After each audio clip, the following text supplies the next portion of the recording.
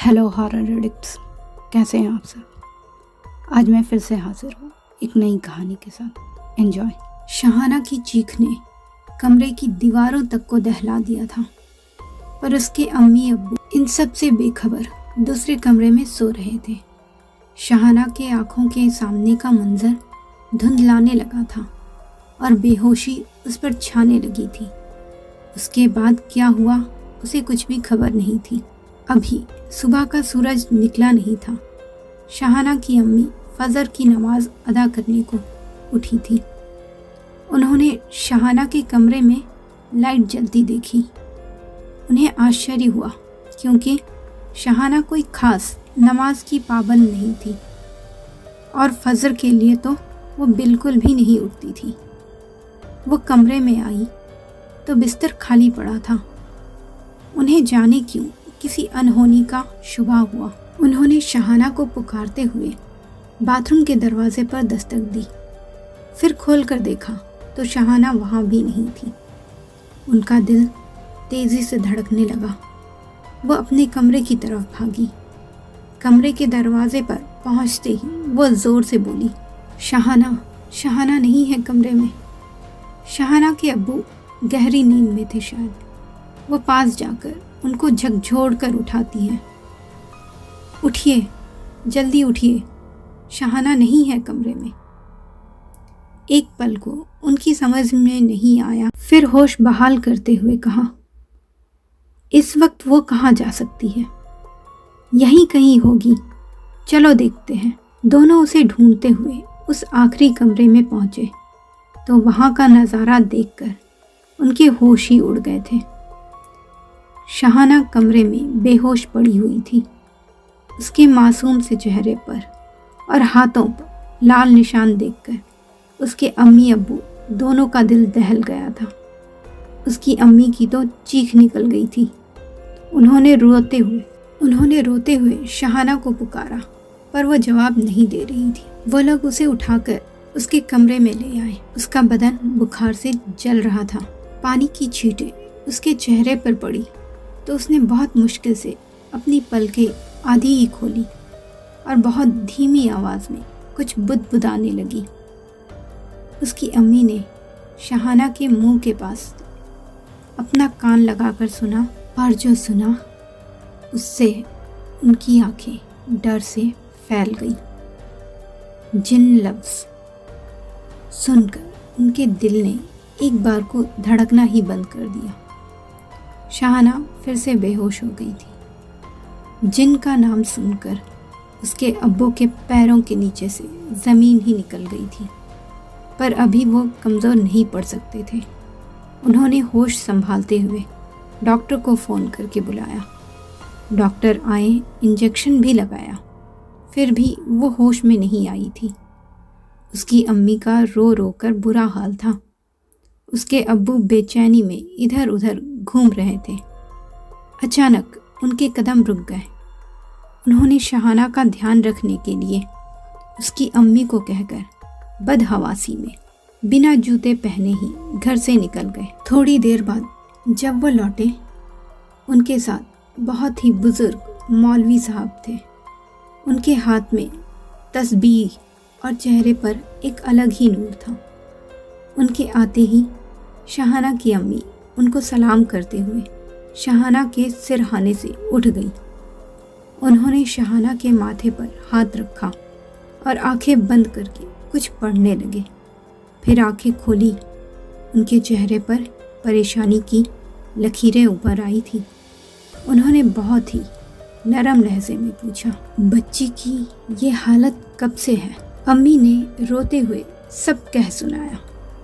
फिर अपने दोनों हाथ दुआ में उठाकर अल्लाह से मदद की दरख्वास्त करने लगे। फिर वो उस कमरे में गए जहाँ शहाना बेहोश पड़ी मिली थी। कमरे में कदम रखते ही उनके माथे पर बल पड़ गए थे। वो तेज़ी से कुछ बुदबुदाने लगे। उन्होंने नज़रें घुमाकर पूरे कमरे को देखा और वापस शहाना के कमरे में आकर उस पर कुछ दम किया और फिर बिना कुछ बोले घर से निकल गए। शहाना के अब्बू अम्मी एक दूसरे का मुंह ही ताक रहे थे। پھر اس کے ابو مولوی صاحب کے پیچھے بھاگے۔ مسجد پہنچ کر وہ جلدی جلدی کچھ کرنے لگے تھے۔ شہانہ کے ابو کو کچھ بھی سمجھ نہیں آ رہا تھا۔ وہ بس پریشان کھڑے ہو کر دیکھ رہے تھے۔ تھوڑی دیر میں مولوی صاحب نے انہیں پاس بلایا اور بولے، اب جو میں آپ کو بتانے جا رہا ہوں اسے آپ بہت حوصلہ اور خدا پر بھروسہ رکھ کر سنیں۔ آپ کے گھر پر جن کا سایہ ہے، وہ اسی کمرے میں رہتا ہے اور آپ کی بچی اس جن کا شکار ہو گئی ہے۔ وہ کسی بھی طرح سے اسے اپنے ساتھ اپنی دنیا میں لے جانا چاہتا ہے۔ یہ سب سن کر شہانہ کے ابو کے ہاتھ پیر تھر تھر کانپنے لگے تھے۔ انہیں اپنے کانوں پر وشواس نہیں ہو رہا تھا۔ وہ بدحواسی میں مولوی صاحب کو دیکھے جا رہے تھے۔ ان کی حالت سمجھ کر مولوی صاحب آگے آئے اور ان کے کندھے پر ہاتھ رکھا تو ان کا صبر ٹوٹ گیا اور وہ زار زار رونے لگے۔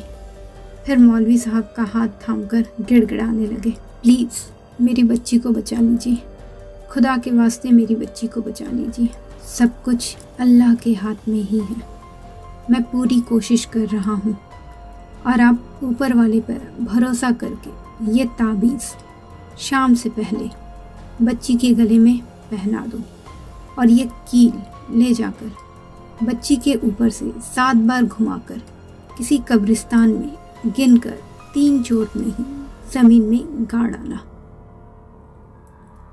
یہ کہتے ہوئے انہوں نے تعویذ اور ایک کیل ان کی طرف بڑھا دی۔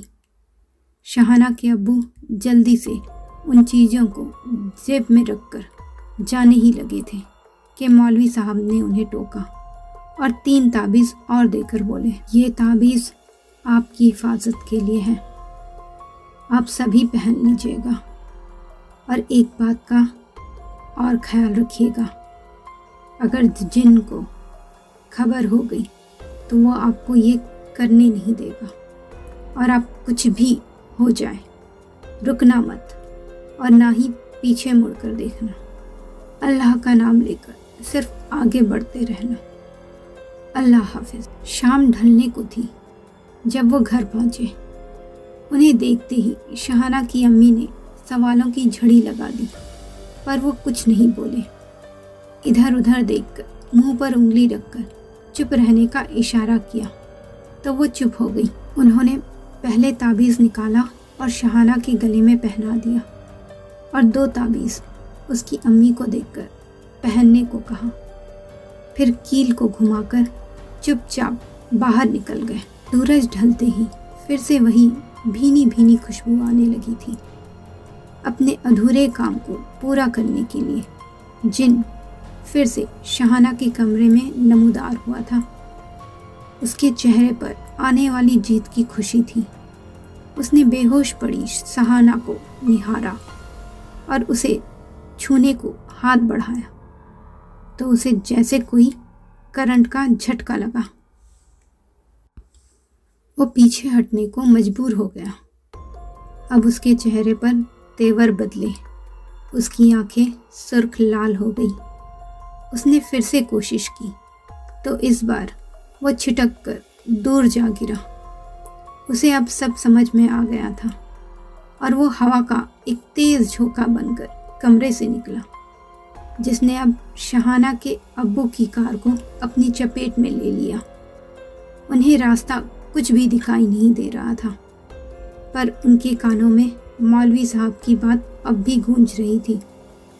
وہ یا اللہ مدد دہراتے ہوئے آگے بڑھتے رہے۔ دھیرے دھیرے آندھی چھٹ گئی۔ اب ان کی کار ہوا سے باتیں کر رہی تھی کہ تبھی ان کو اچانک سامنے سے ایک بوڑھا آدمی گاڑی سے ٹکراتا ہوا دکھائی دیا۔ وہ گاڑی روک کر اترنے ہی والے تھے کہ انہیں ایک ادرشیہ شکتی نے ایسا کرنے سے روک دیا۔ اب گاڑی تیز بریک کے ساتھ قبرستان کے سامنے جا رکی تھی۔ وہ جلدی جلدی اندر کی طرف قدم بڑھانے لگے۔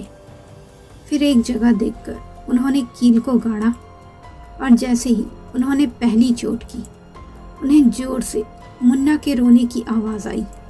وہ چونک گئے۔ पर मुड़े नहीं। अब दूसरी चोट पर उनको बीवी की आवाज़ सुनाई दी, ये सब क्या कर रहे हैं आप, छोड़िए, चलिए। अब जब तीसरी चोट पड़ने ही वाली थी कि उनके कानों से शहाना की चीख टकराई, अब्बू मुझे बचा लीजिए अब्बू, मुझे बचा लीजिए अब्बू। उनका दिल तड़प उठा, पर उन्होंने पूरी ताकत लगाकर तीसरी चोट कर दी। उसी वक्त एक तेज चीख कब्रिस्तान के सन्नाटे में गूंजी और हवा का एक बवंडर उठा। वो कील वाली जगह से दूर हट गए। बवंडर उस कील वाली जगह पर जाकर शांत हो गया। इधर शहाना ने अपनी आंखें खोल ली और पास में ही सजदे में बैठी हुई अपनी अम्मी को पुकारा। उन्होंने चौंक कर आंखें खोली और झट से शहाना के पास जाकर रोते हुए उसके चेहरे को अपने हाथों में लेकर चूमने लगी और खुदा का शुक्र मनाने लगी। दोनों का चेहरा अम्मी के आंसुओं से भीग चुका था। तो मित्रों, कैसी लगी ये स्टोरी? अपनी राय कमेंट बॉक्स में ज़रूर दीजिएगा और मेरे चैनल को सब्सक्राइब करना बिल्कुल मत भूलिएगा। धन्यवाद।